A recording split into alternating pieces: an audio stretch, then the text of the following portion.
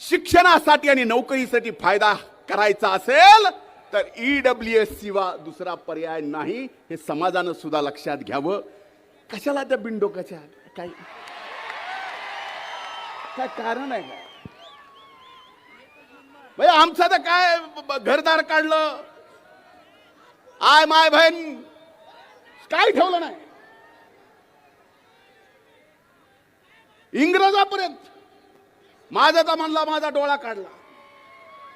माझा डोळा शाबूत आहे, पण ऑपरेशन झाल्यामुळे जास्त फडफडत आहे. हे आणखीन जास्त फडफडू नये बाबा, म्हणून चष्मा घातला. आता माझ्या चष्म्याची सुद्धा अडचण आहे.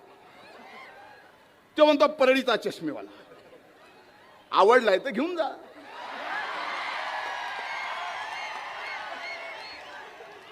पण ओपून दिसल का नाही मला माहित नाही.